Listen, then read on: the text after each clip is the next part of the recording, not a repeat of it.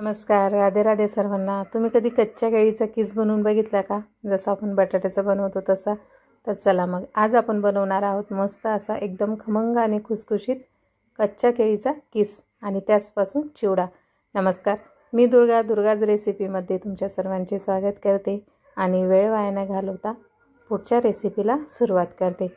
तर चिप्स बनवण्यासाठी सर्वात आधी घेतलेली आहेत कच्ची केळी आणि स्वच्छ 2 ते 3 पाण्याने ही केळी धुवून घ्यायची आहेत।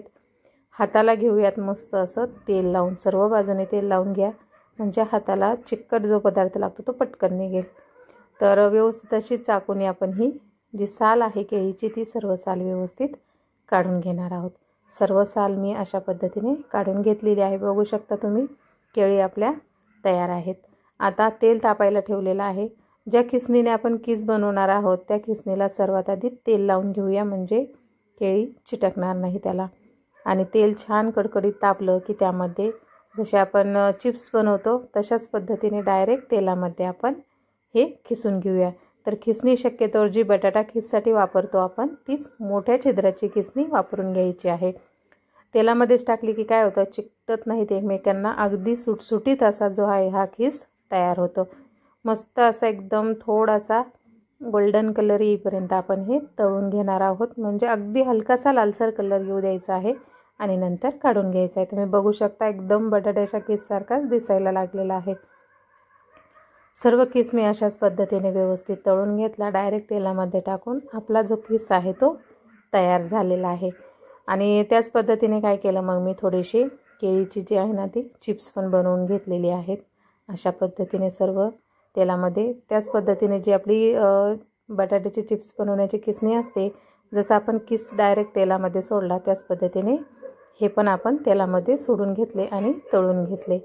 तर किसमध्ये घालण्यासाठी थोडेसे शेंगदाणे मी तळून घेणार आहे। तुम्ही त्यामध्ये काजू, बदाम जे तुम्हाला आवडेल ते पदार्थ घालू शकता, पण मी इथे फक्त शेंगदाणेच घालून घेतलेले आहेत आणि मस्त असे छान तडतडेपर्यंत तळून घ्यायचे। त्यामध्ये लाल मिरची पावडर घालून घेतली, चवीपुरतं मीठ पण घालून घ्यायचं आहे आणि व्यवस्थित आता आपण हे मिक्स करून घेऊयात। तुम्ही जर माझ्या चॅनलवर नवीन असाल तर माझ्या चॅनलला लाईक करा, शेअर करा आणि अशाच नवीन व्हिडिओ बघण्यासाठी माझ्या चॅनलला सबस्क्राईब मात्र नक्की करा। सर्व बाजूने जे आहे ते तिखट आणि मीठ लागलं पाहिजे, त्यामुळे व्यवस्थित मिक्स करून घ्या म्हणजे खायला चव पण कमी जास्त लागणार नाही।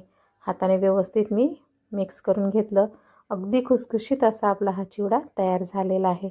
तुम्ही पण कच्च्या केळीच्या चिप्स ऐवजी असा चिवडा नक्की ट्राय करून बघा, खायला पण खूप छान लागतो आणि थोडंसं डिफरंट काहीतरी नवीन करायचं म्हणून नक्की ट्राय करून बघा।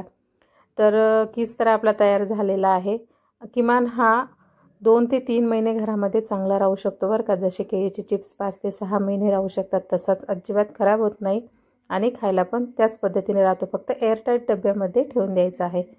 तर जे केळीचे चिप्स बनवले होते त्यामध्ये पण लाल मिरची पावडर आणि मीठ घालून घेतलं आणि व्यवस्थित मिक्स करून घेतलं। तुम्हाला जर उपवासाला खायचे नसतील तर यामध्ये थोडासा चाट मसाला किंवा आमचूर पावडर घातली ना तरी पण मस्त लागतात। केळीचे चिप्स जे आहेत ते पण मस्त कुरकुरीत झालेले आहेत। बघू शकता तुम्ही अगदी खुसखुशीत तयार होतात, अजिबात वातड वगैरे होत नाहीत।